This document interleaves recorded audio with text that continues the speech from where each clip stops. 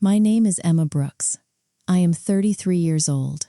And exactly 3 weeks ago, according to the official records of the United States government, I passed away. No, I wasn't in a tragic car crash. I didn't catch a rare disease. And no, this wasn't some random clerical error or a glitch in a computer system. My own mother, my father, and my little sister sat down, planned it out, and legally murdered me on paper. Why? Because a dead girl has no rights.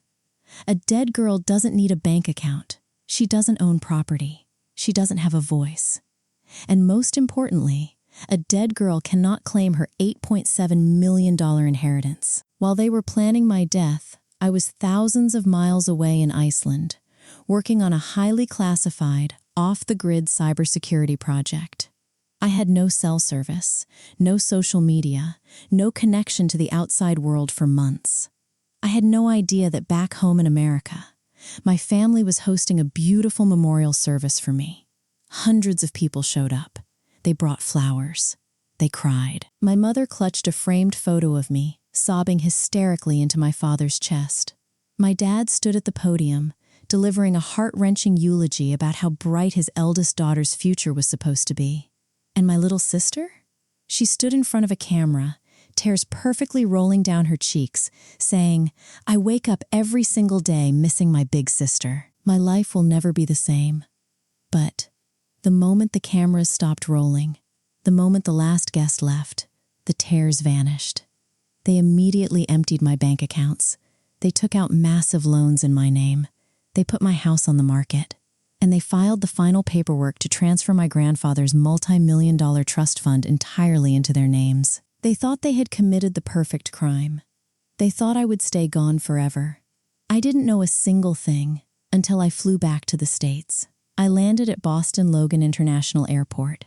I was exhausted, jet-lagged, and just wanted to go home, take a shower, and surprise my family.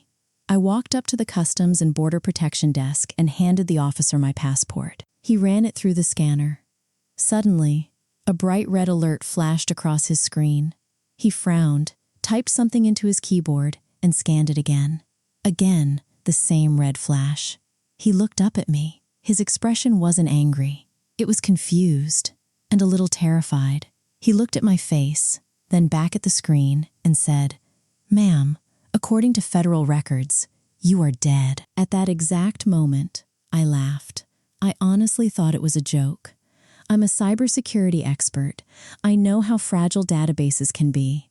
I told him it must be a software glitch. But over the next 15 minutes, my entire reality collapsed. My passport was immediately confiscated and stamped void. I opened my Chase Bank app on my phone. Account frozen. Status: deceased. I tried to log into my health insurance. Canceled. My social security number? Invalidated. In a matter of minutes, I realized that someone hadn't just stolen my identity. Someone had completely erased my existence from the face of the earth. And the most terrifying part was yet to come. As I sat in that cold airport interrogation room, using their Wi-Fi to trace the origin of my death certificate, I found the signatures. My mother, my father, my sister. They did this. My own flesh and blood. But as my fingers flew across the keyboard, I realized something else. My family is greedy, but they aren't smart. You can't just fake a death certificate, bypass a medical examiner, and fool the federal government on your own. They had help. Someone highly connected on the inside made this happen. And I was going to find out exactly who it was. That day, sitting in that airport, I didn't call the police. I didn't call my parents screaming. I didn't tell a single soul that I was alive. If I went to the cops, my family might get a few years in prison. That wasn't enough. I made a silent promise to myself right then and there. I was going to stay dead. I was going to let them win, let them get comfortable, let them spend the money, until the perfect moment. Because when the truth finally came out, I didn't just want justice. I wanted to make sure they had absolutely nothing left to lose. Today, I'm finally ready to tell you that story. I'm opening up a chapter of my life that I never wanted to share with the world. But I know I'm not the only one. There are so many people out there who have been betrayed by the exact people who were supposed to protect them. I just want one thing. If after hearing my story, you believe that no one should ever have to go through this kind of betrayal, please take a second to subscribe to this channel. Your subscription isn't just a number to me. It's what gives me the courage to share these painful truths, to expose the people who think they can get away with destroying lives, and to bring these stories to light. Maybe my story won't change the whole world, but if it helps even one person see the red flags before they get betrayed by someone they love, then reliving this nightmare will be worth it. So, buckle up. Let me take you back to that cold Tuesday morning in Boston, the exact moment I realized I was a living ghost, and the moment I decided to become my family's worst nightmare. Who did they bury in that coffin? Sitting in that freezing interrogation room at the airport, that single question was hammering inside my skull. I am alive. My body is right here. So who is lying under the dirt? The officers had taken my fingerprints. When they scanned them, my name popped up as Emma Brooks, but the death certificate they had on file clearly stated I was deceased. Legally, it was a nightmare with no easy solution. After almost 4 hours, they finally let me leave the airport, but they confiscated my passport. When I walked through the automatic sliding doors of Boston Logan Airport, the freezing night air hit my face. It was almost 2 a.m. I had no ID. My credit cards were blocked. My phone had no service because my SIM card had been deactivated. I only had about $320 in emergency cash in my pocket. I was literally a ghost, a person who legally did not exist in this world. I couldn't even get a cab. I had to take a night bus to the edge of the city and check into a cheap, run-down motel. The guy at the counter took my cash and didn't even bother asking for an ID. I walked into the room, went straight to the bathroom, and stared at myself in the mirror. I looked like a stranger to myself. Dark circles under my eyes, messy hair. My family had turned me into a walking corpse. But they forgot one crucial thing. They forgot what I do for a living. I am Emma Brooks. I have sat in the freezing cold of Iceland, stopping phishing attacks from international hackers. I know exactly how databases work, how to bypass firewalls, and how to track digital footprints. My family might have planned the perfect murder on paper, but they had no idea who they were dealing with. The next morning, I took $200 from my cash stash and bought a cheap, second-hand laptop from a pawn shop. I connected to the motel's weak Wi-Fi, and I went to work. The first thing I did was type my own name into the search bar. Emma Brooks Memorial Service. Dozens of links popped up. Local newspaper obituaries, social media posts, and a YouTube video. The video was titled, "Farewell to Our Beloved Emma." I clicked on it. The video started playing. They held my memorial at one of the most expensive churches in Boston. The place was filled with white lilies. A soft, melancholic piano melody was playing in the background. The camera panned to the front row. There they were, my parents and my sister. I leaned closer to the screen. I zoomed in on my mother's face. She was repeatedly dabbing her eyes with a black tissue, but there were no tears. She kept her head down, shaking as if she was sobbing uncontrollably. But I know my mother. When she actually cries, her nose gets red. That day, her makeup was absolutely flawless. Then my dad walked up to the podium. He delivered an emotional, heartbreaking speech. But I noticed something. Every 2 minutes, he kept glancing at his expensive Rolex watch. It was like he was just waiting for this annoying event to be over. And my little sister, Olivia? At one point in the video, when the camera moved away from her, I saw her pull out her phone, quickly snap a selfie, and give a tiny smirk. It made me sick to my stomach. The entire memorial was a theater production, a stage play, and the hundreds of guests were just their audience. My family was perfectly milking everyone's sympathy. But if I was dead, whose accident was it? I booted up some dark web tools and bypassed the security protocols of the local police and the hospital morgue database. I found the police report from November 12th. A car crash on Highway 9. The vehicle swerved off the road, crashed into a ditch, and immediately burst into flames. When I checked the license plate, my heart stopped. It was my old sedan, the one I had left parked in the garage before I flew to Iceland.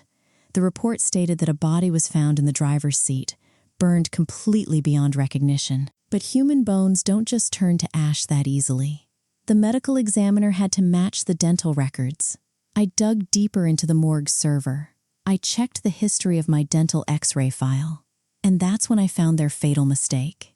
Exactly 1 day before the accident, my dental record in the system had been updated.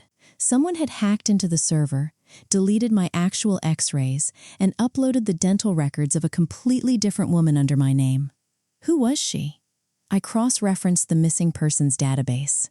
That exact same week, a Jane Doe, an unidentified, unclaimed body, had mysteriously disappeared from a hospital morgue a few towns over. Suddenly, all the puzzle pieces fit together perfectly. Someone stole that unclaimed body, placed it in the driver's seat of my car, and set the car on fire. Then, they swapped the dental records in the system so the burned body would legally be identified as Emma Brooks. This wasn't just a simple fraud. This was a cold-blooded, highly calculated crime. My father and my sister don't have the brains for this. Someone with inside access to the hospital morgue and the police database was the real mastermind behind this plan. But why? Why take such a massive risk? What did they gain from killing me? I decided to look into their bank accounts. I knew my father's business was failing. He was drowning in debt. I bypassed the security on their joint bank account and logged in. As of November 1st, their account balance was exactly $12,000. But on December 5th, a massive wire transfer cleared into their account. When I saw the amount, my jaw dropped. $8.7 million. Where did that kind of money come from? I checked the transaction history. The sender was listed as a trust fund, my grandfather's trust fund. Before my grandfather died, he left behind a very strict will.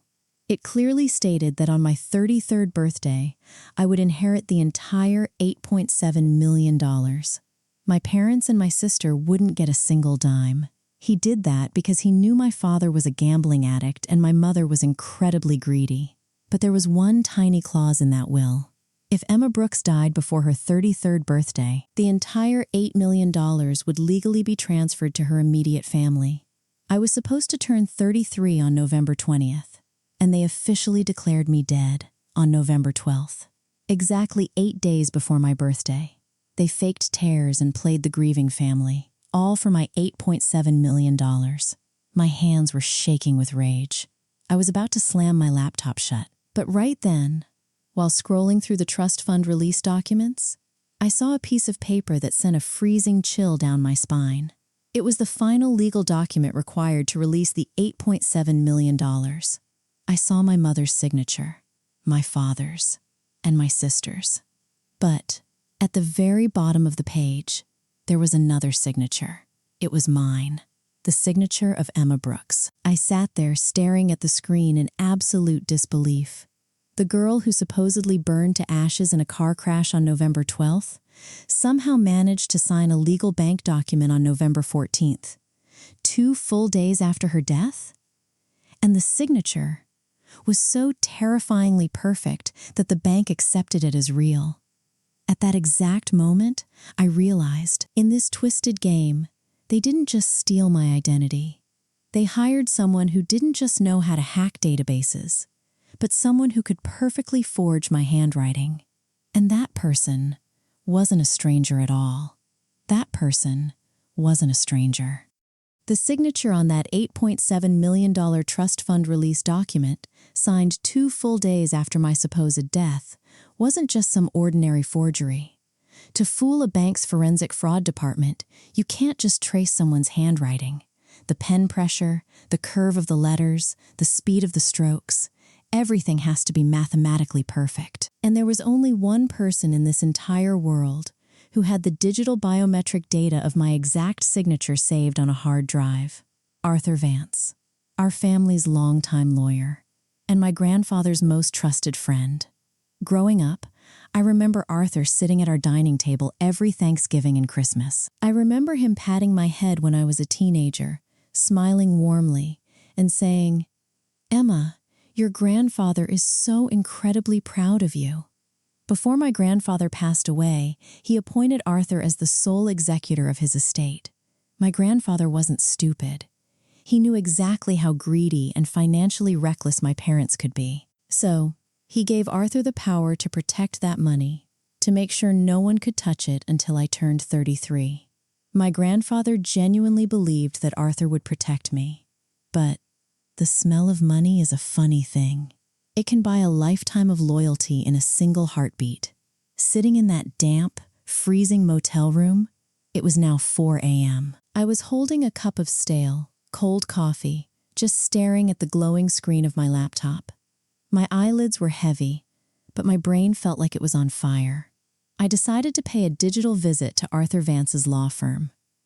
For a guy handling multi-million-dollar estates, his cybersecurity was an absolute joke. It took me barely 22 minutes to bypass his outdated firewall using a simple SQL injection. I slipped right past his security protocols and dropped straight into his private server. I started digging. I sifted through months and months of client files, confidential emails, and financial records. Then, a specific folder caught my eye. It was labeled Hayes Estate Settlement. I opened it. Inside, there was a hidden video file. It was a backup recording from the CCTV camera inside Arthur's private office. The timestamp on the footage? November 14th. Exactly 2 days after I was legally declared dead. I clicked play. The video loaded, and there they were. My mother, my father, and my sister Olivia, all sitting in Arthur's lavish office. They were still wearing the black clothes from my funeral. But there wasn't a single trace of grief in that room.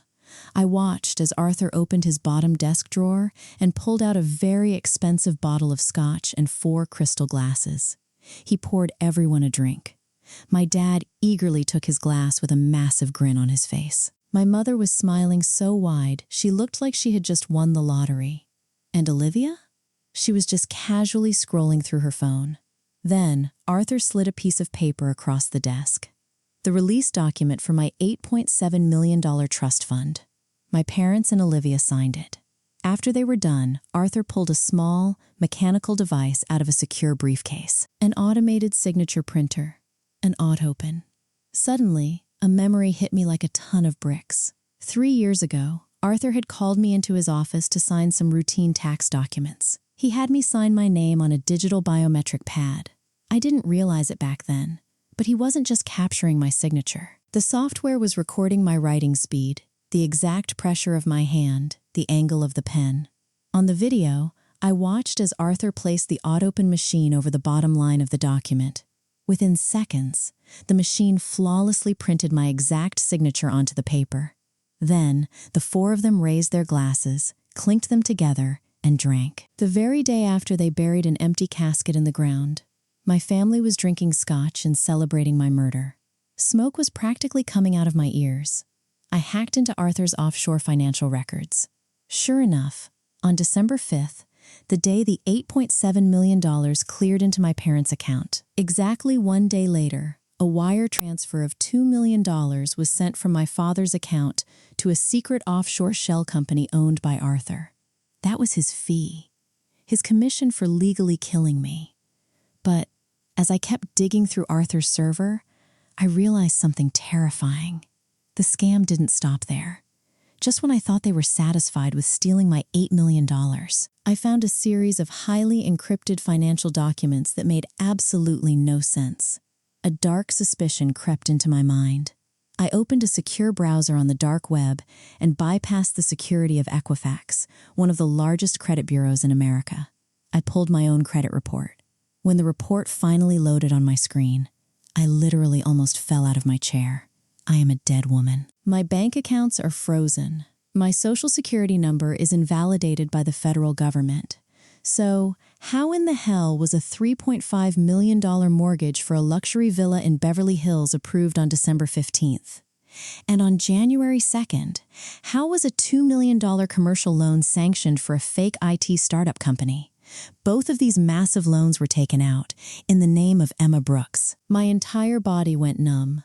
I finally understood the sheer scale of what they had done. They didn't just kill me off. With Arthur Vance's legal connections, they had created a ghost profile of me in the financial system. The government thought I was dead, but by submitting forged, backdated paperwork to private banks and private lenders, they proved that my estate was still highly active and incredibly wealthy. They weaponized my dead identity to borrow another $5.5 million. Olivia was probably living in that Beverly Hills mansion right now. My dad was blowing that business loan at the high roller tables in Vegas, and my mother was funding a European shopping spree. And what happens when the money runs out? What happens when the banks come knocking, demanding their monthly payments? My family will just throw their hands up and say, "We don't know anything about this.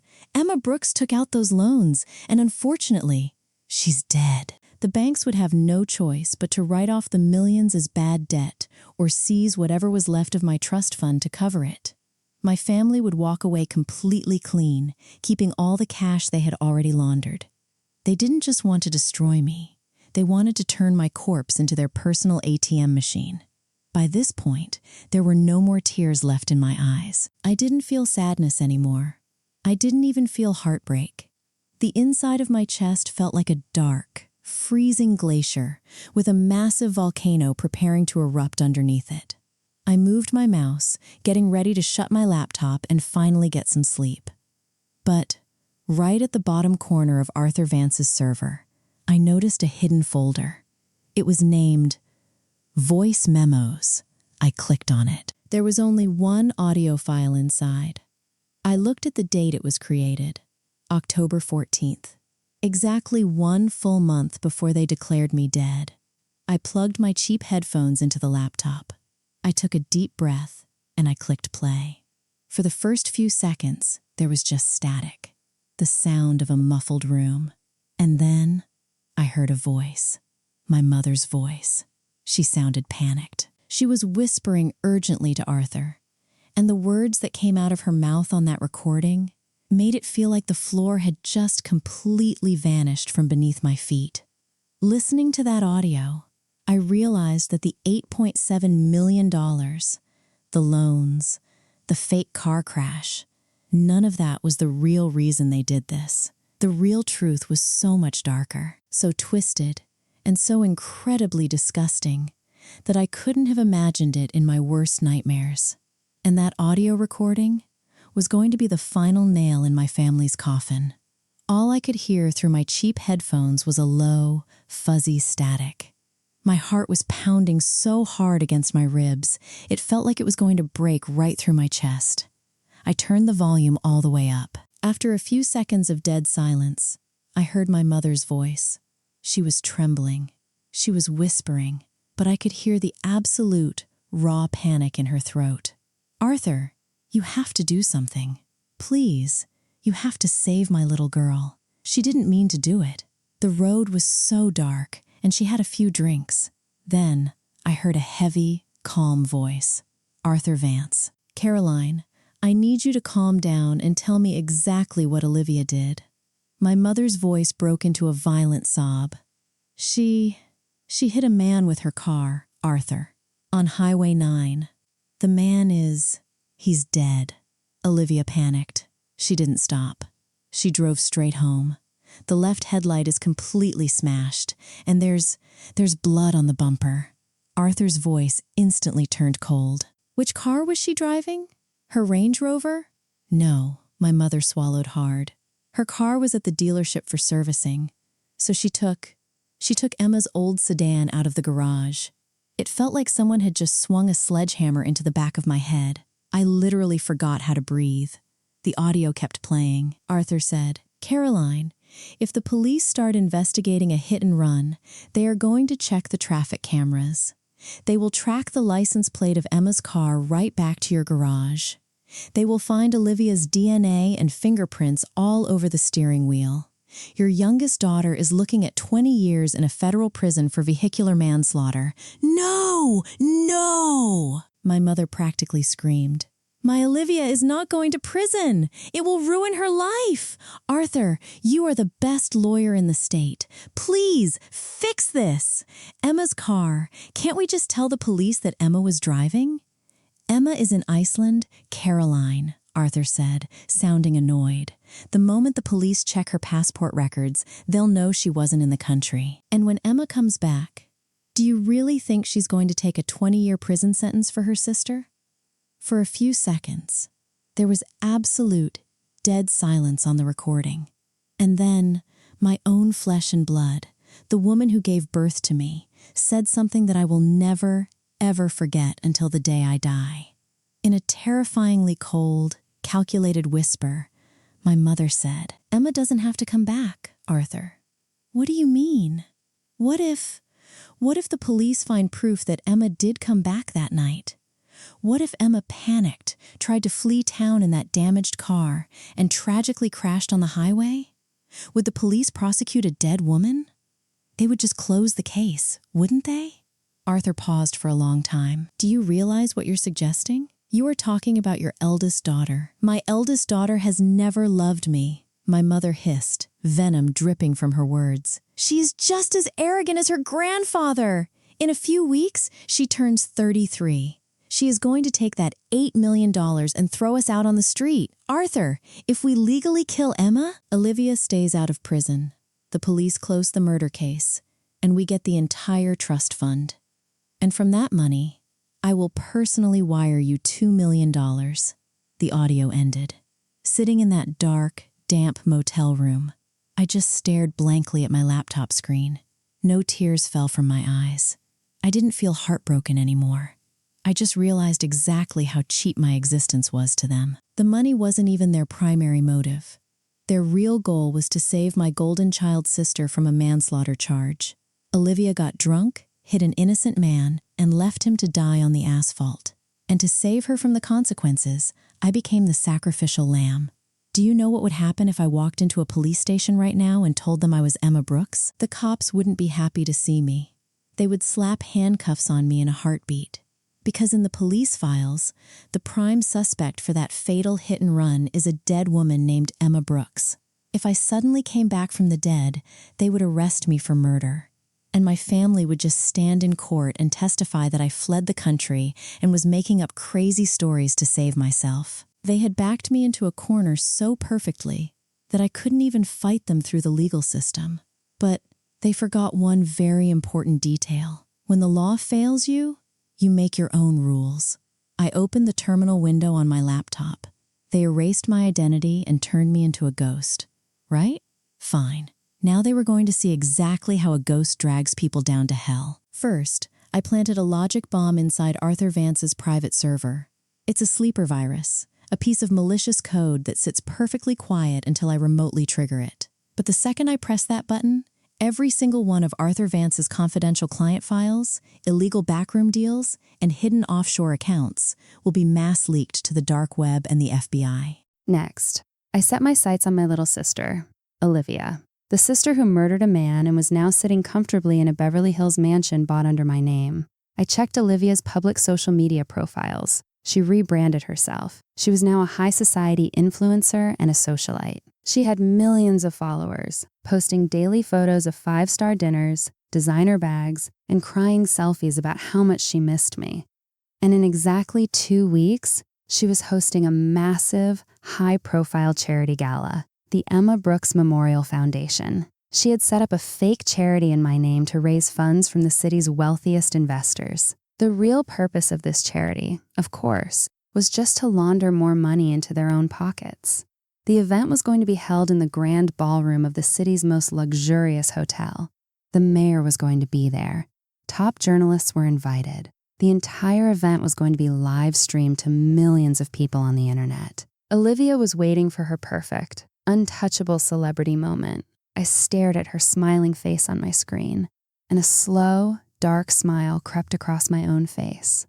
My family didn't invite me to my own funeral, but I was definitely going to attend the biggest night of my sister's life.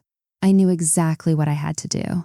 I had to stay completely off the grid for the next 14 days. I had to arrange the digital evidence so perfectly that when I stood in front of those thousands of people in that ballroom, in front of the live cameras, my family would have absolutely nowhere to run. I picked up my phone.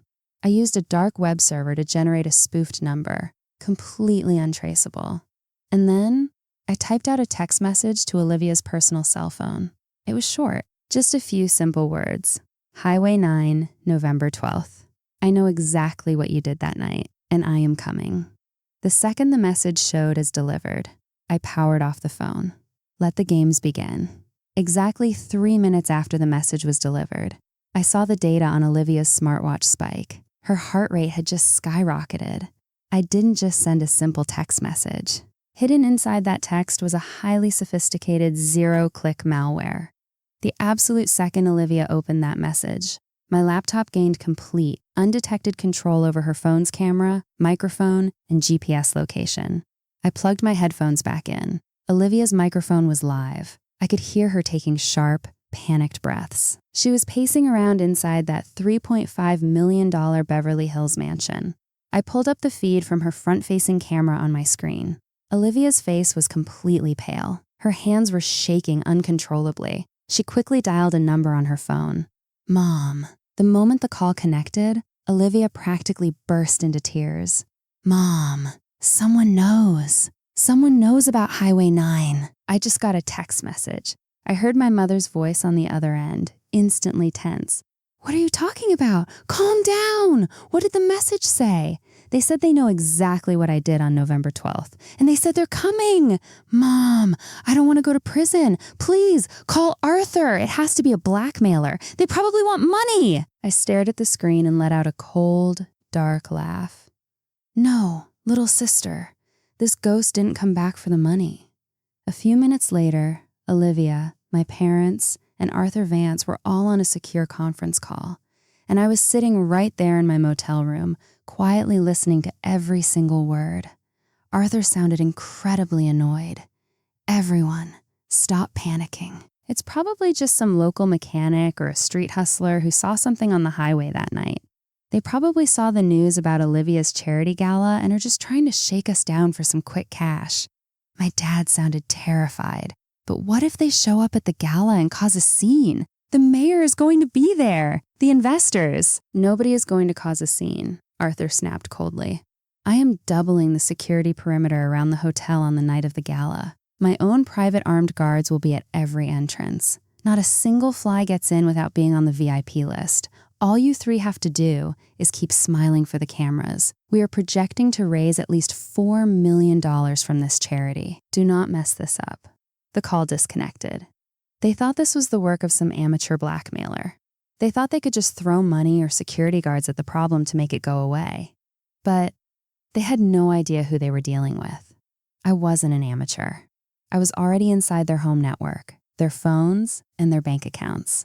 For the next 13 days, sitting in that tiny, damp motel room, I built the perfect digital trap. The first thing I did was look into the man my sister murdered that night. I hacked back into the police database and pulled the victim's file. His name was John Miller. He was 45 years old. He was a high school science teacher, and he left behind a 7-year-old daughter. I found his wife's Facebook profile. Under a picture of her late husband, she had written, "I don't know who took my husband away from my little girl, but I pray to God that justice finds them." Reading that post, a single tear rolled down my cheek. Any tiny, lingering shred of empathy or weakness I had left for my family died in that exact moment. This fight wasn't just about my stolen $8 million anymore. This was for John Miller's 7-year-old daughter, who deserved to know who murdered her father. Using the dark web, I converted a chunk of my emergency cash into untraceable cryptocurrency and anonymously transferred it into John Miller's wife's bank account. I left only one short message attached to the wire: "Justice is coming." Next, I turned my attention to Olivia's charity gala, the Emma Brooks Memorial Foundation.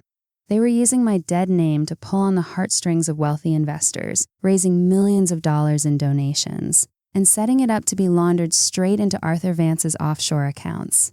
I slipped into the back end of the charity's website and injected a very small, undetectable piece of code into their payment gateway. On the night of the gala, when those billionaires donated their money, it wasn't going to go to Arthur's account.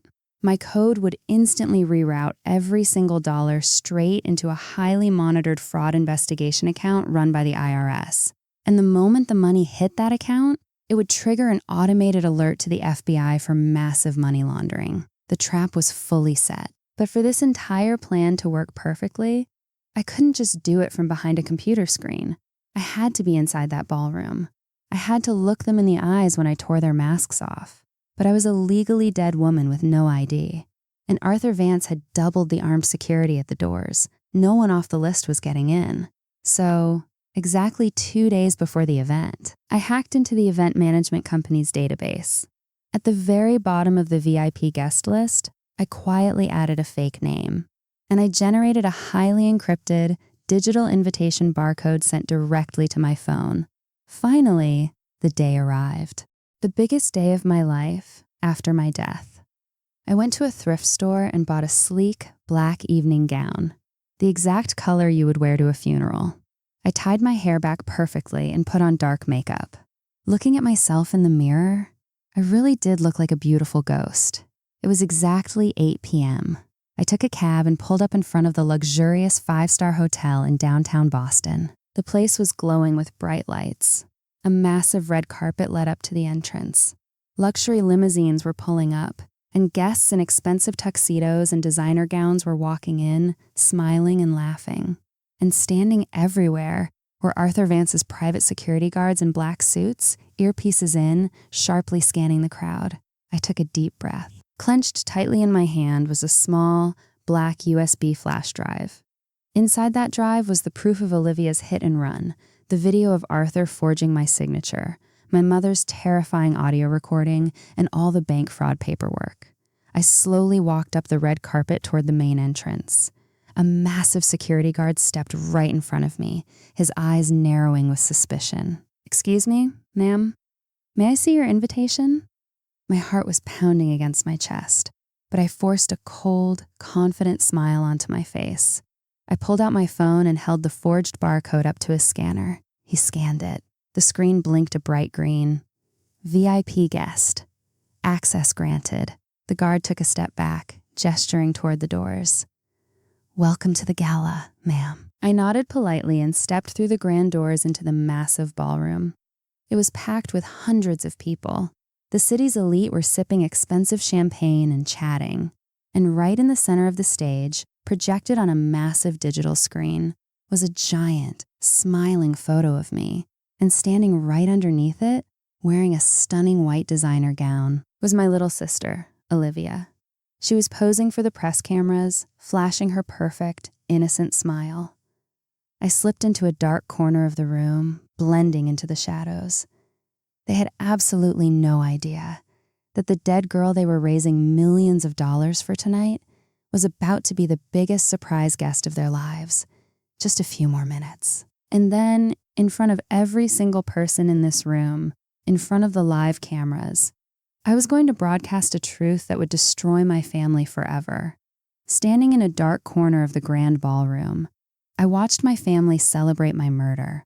The massive ballroom of the 5-star hotel was buzzing with the city's wealthiest and most influential people. Multi-million-dollar crystal chandeliers hung from the ceiling. The air smelled of expensive perfume and roasted salmon. And in the background, a very soft, elegant jazz melody was playing.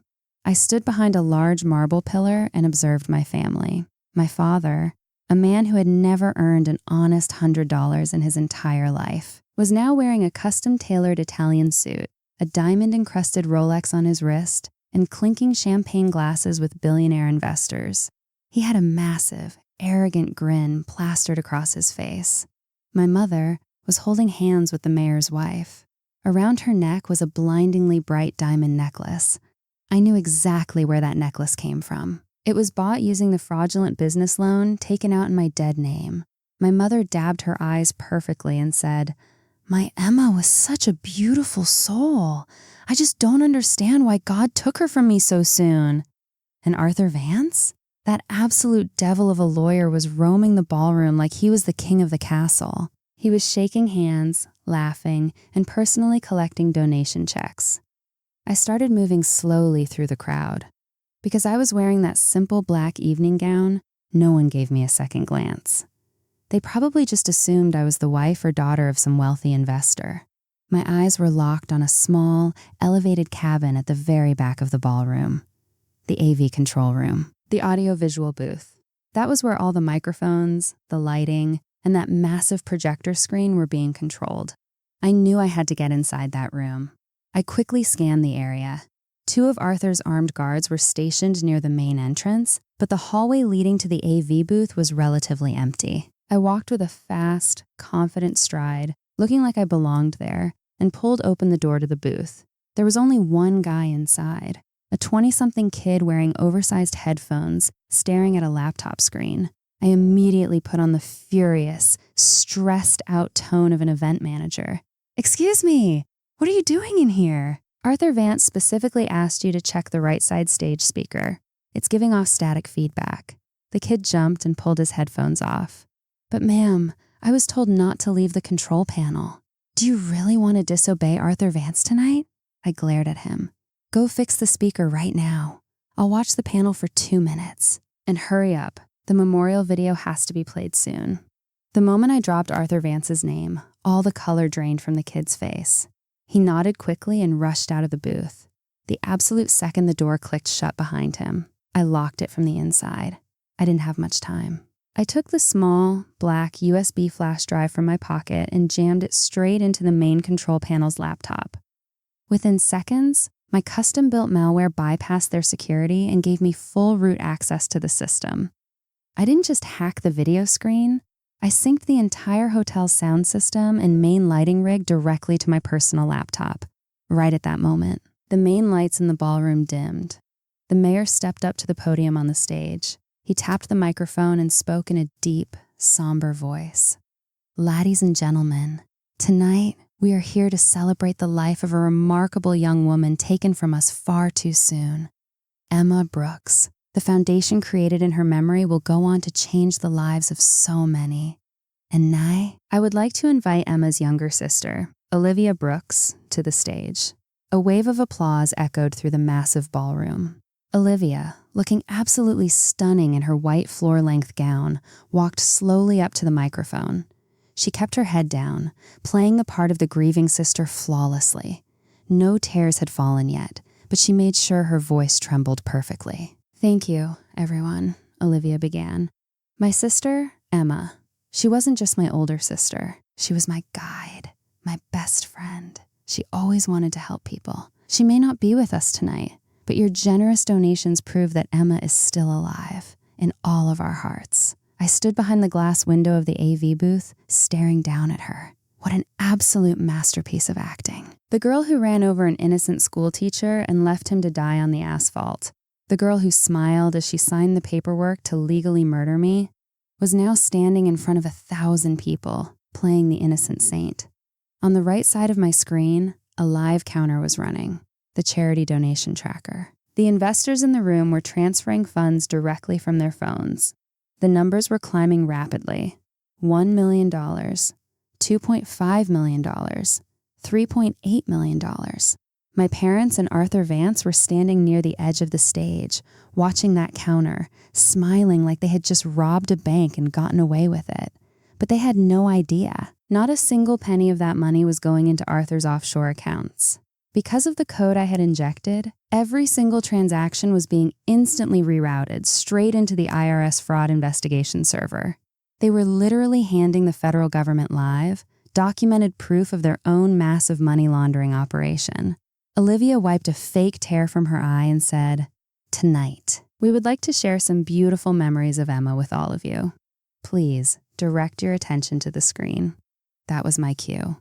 According to their original script, this was the moment a slideshow of my smiling photos was supposed to play with some sad, emotional music. Olivia looked up at the AV booth and gave a subtle nod for the video to start. I took a deep breath. My hands weren't shaking anymore. I didn't feel an ounce of fear. I opened the folder on my flash drive. But before I clicked play, I reached over and pulled the main power switch for the ballroom's lighting grid.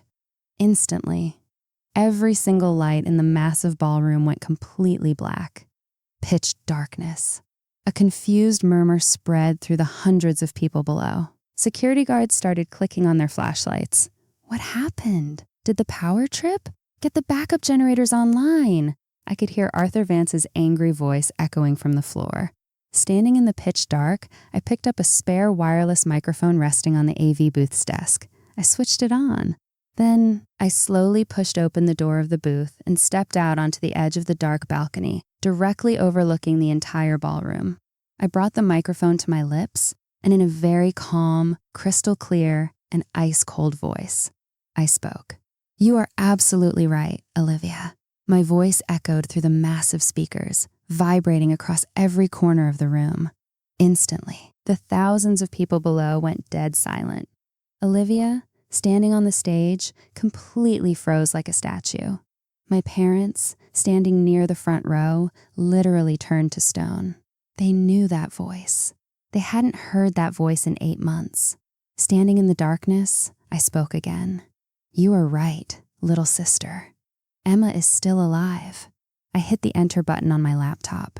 Immediately, the massive projector screen behind the stage flashed violently to life, and the bright, glaring light from the screen illuminated the balcony, revealing my face to the entire room. They had no idea that the dead girl they were all mourning tonight was no longer in the ground. She was standing right above them. And now, it was time to open the gates of hell. As my face appeared on that massive screen, illuminated by the glaring projector light, an absolute dead silence fell over the ballroom. I mean, you could literally hear a pin drop among those thousands of people. No one even seemed to be breathing. The mayor dropped his champagne glass. It shattered into pieces on the marble floor. The microphone slipped right out of Olivia's hand and hit the stage with a loud thud. Her eyes were bulging out of her head, staring at the screen like she was looking at an actual demon. My mother, standing in the front row, clutched her chest, gasping for air like she was having a heart attack.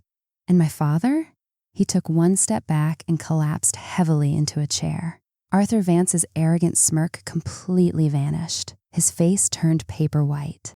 I leaned into my microphone and spoke in a perfectly calm, chilling voice. "What's wrong, Mom? Aren't you happy to see your daughter alive after 8 months? Or are you just wondering how the girl you legally buried in the ground managed to crawl her way back out?"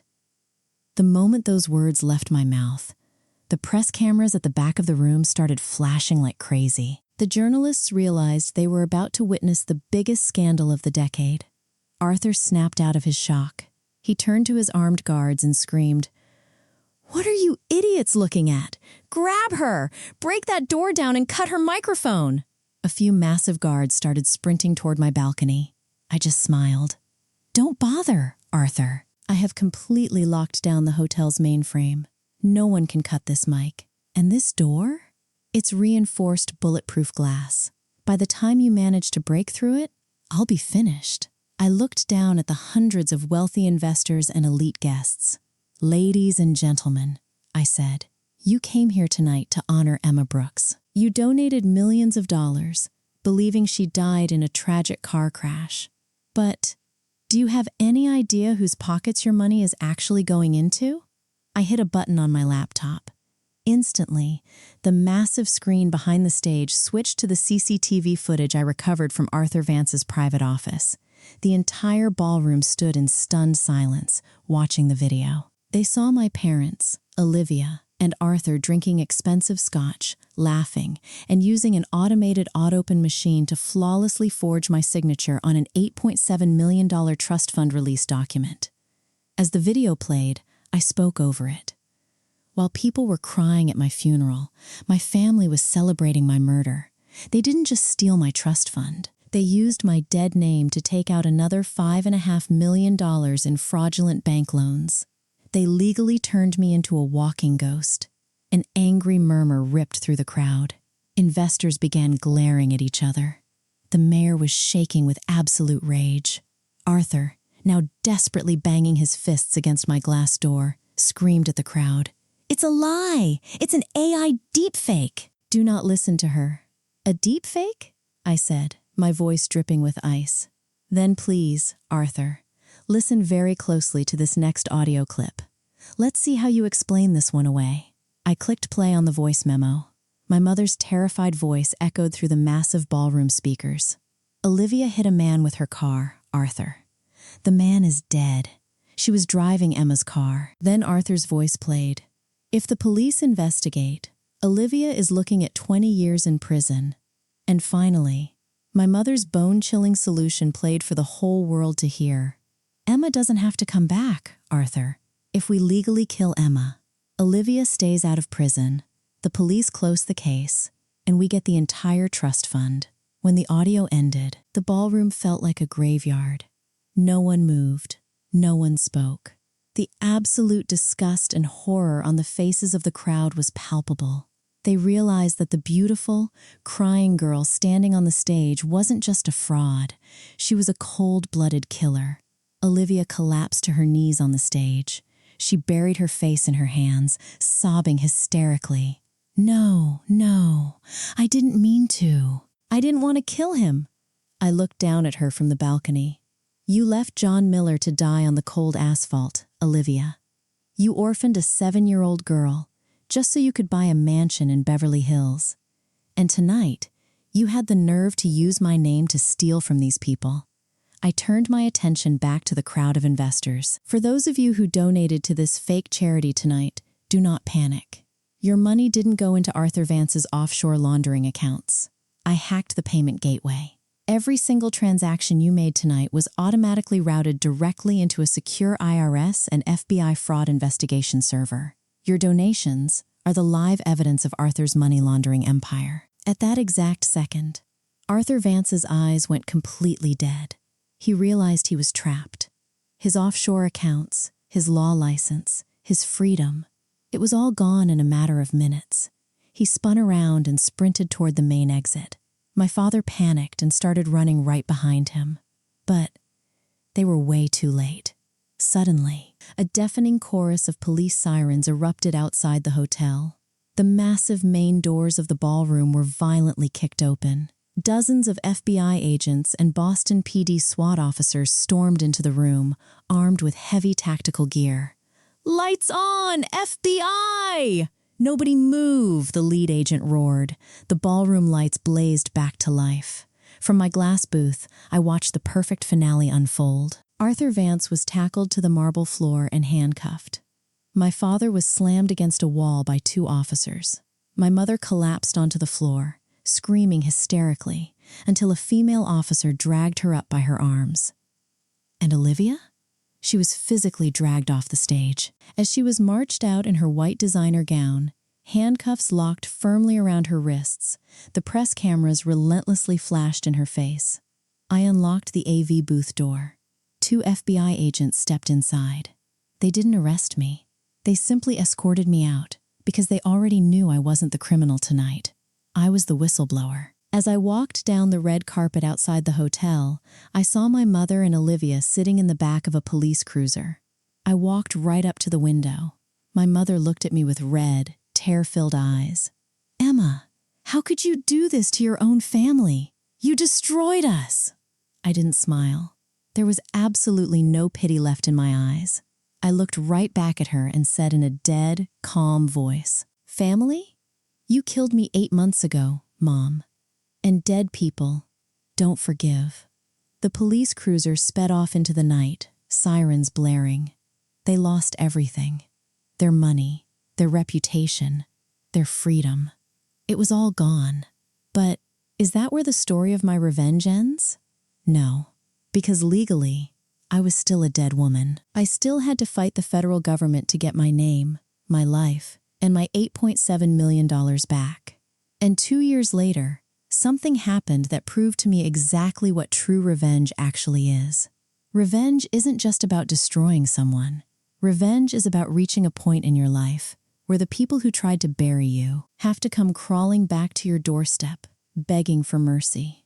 As the flashing red and blue lights of the police cruisers disappeared into the dark night, I stood there in the freezing air outside the hotel and took a deep breath. It felt like a massive mountain had just been lifted off my shoulders. The family that stabbed me in the back was now sitting in handcuffs. But my fight wasn't over yet.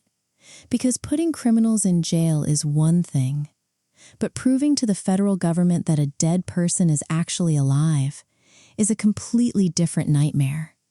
The government is incredibly fast at declaring you dead on paper, but they take their sweet time bringing you back to life. For the next 8 months, my life consisted of courtrooms, lawyers' offices, and DNA testing labs. I had to prove my identity to a judge using my fingerprints, my dental records, and even a DNA test. I had to fight the massive banks and private lenders to clear the $5.5 million in fraudulent loans taken out in my dead name. But finally, the truth won. The judge legally voided my death certificate. The loans were declared fraudulent, and my grandfather's $8.7 million trust fund was legally transferred back into my name. Now, I know what you're wondering. What happened to my family? Arthur Vance, the arrogant, untouchable lawyer. He was hit with dozens of federal charges for money laundering, identity theft, and fraud. A federal judge handed him a 25-year sentence. He was disbarred, his offshore accounts were seized, and now he mops the floors in a federal penitentiary. My little sister, Olivia. For the vehicular manslaughter of John Miller and massive identity fraud, she was sentenced to 15 years in a maximum security prison. The girl who couldn't live without designer gowns and expensive champagne is now spending the best years of her life in an orange jumpsuit behind iron bars. And my parents? Well, they did something truly pathetic in court. To save themselves from heavy prison time, they turned on their own golden child. They testified against Olivia and Arthur, claiming they were completely innocent and were forced into the scheme. They threw their own daughter under the bus just to save their own skin. The judge didn't give them a long prison sentence, but the federal government seized absolutely everything they owned. Their house, their cars, their bank accounts, all confiscated for the fraud recovery fund. They literally went from multimillionaires to absolutely homeless in a single night. 2 years passed. In those 2 years, my life changed completely. I wasn't just a cybersecurity expert hiding in Iceland anymore. I used my grandfather's $8 million to open my own cybersecurity firm right here in Boston. My company specializes in protecting everyday people from identity theft, digital fraud, and blackmail. I didn't want anyone else to ever go through the nightmare I went through. Today, I have 50 employees. I live in a beautiful penthouse. I have a peaceful, happy life. But the final scene of this story was written exactly 2 years later, on a rainy November afternoon. I was sitting in my corner office, reviewing a client report, when my intercom buzzed. It was my receptionist, Jessica. "Boss, there are 2 older people here to see you. They don't have an appointment." I told them to leave, but they won't budge. They're saying, "They're your parents." The moment I heard those words, my pen stopped moving. 2 years. They hadn't tried to contact me once in 2 whole years. I took a deep breath and said, "Send them in." A few seconds later, my glass office doors opened. My father and mother walked in. For a second, I barely recognized them. My father was wearing a cheap, worn-out coat. His hair was completely white, and he looked incredibly frail. My mother's arrogant, high society glow was completely gone. She had deep, dark bags under her eyes, and her clothes looked unwashed. They looked like they hadn't had a proper meal in days. They nervously walked up to my massive mahogany desk. I didn't ask them to sit. I just stared at them with cold, empty eyes. My mother suddenly burst into tears. "Emma, my baby, how are you?" I didn't answer. My dad looked down at his shoes, his voice cracking. "Emma, we know we did some terrible things to you, but we can't survive anymore. We couldn't pay the rent on our tiny apartment yesterday, and the landlord is throwing us out on the street. We have no money for food. We don't have a single dollar to our names." My mother clasped her hands together, begging, "Please forgive us, Emma. You own this huge company now. You have all of your grandfather's money. Please, just give us enough to find a place to stay. Just $100,000. We are begging you." I sat back in my leather chair and watched their little performance. I didn't feel angry. I didn't feel sad. I calmly opened my top desk drawer and pulled out an old, folded piece of paper. I slid it across the desk toward them. My parents looked down at it, confused. It was the forged death certificate, the one that listed my cause of death in a car crash, with both of their signatures right at the bottom. I looked at them and spoke in a voice as cold as ice. "I think you two are forgetting something." My mother swallowed hard. "Forgetting? Forgetting what?" I looked dead into their eyes and said, "You're forgetting that 3 years ago, on November 12th, you legally murdered me. Your signatures are right here on this paper. You erased me from your lives, and from this earth, forever." I paused, lowering my voice to a whisper. "So tell me, why are you asking a corpse for help? Dead people don't have any money, do they?" All the color drained from my father's face. My mother instantly stopped crying. They finally realized there was not a single drop of mercy left in my soul for them. I pressed the button on my intercom. "Jessica, call security and have these 2 trespassers escorted out of the building. And make sure they are never allowed on this floor again." My mother started wailing. My father tried to say something, but before they could, 2 large security guards walked in, grabbed them by the arms, and dragged them out of my office. I leaned back in my chair and looked out the glass window. The Boston skyline looked incredibly clear today. People say that revenge never brings you peace. They say it just drags you further into the darkness. But my story is different. I learned that true revenge isn't about screaming or fighting or destroying someone in a fit of rage. True revenge is climbing to the absolute top, becoming so incredibly successful that the exact people who tried to bury you in the dirt have to crawl to your feet and beg for their existence. And you get to just smile and permanently delete them from your life. My name is Emma Brooks. I may have died once, but I came back as someone they could never, ever destroy. If you liked this story, if you believe that the truth always wins in the end, please take a second to hit that subscribe button. Maybe very soon, I'll be back with another dark truth to share. Until then, take care of yourself. And remember, always keep a close eye on the people you trust the most.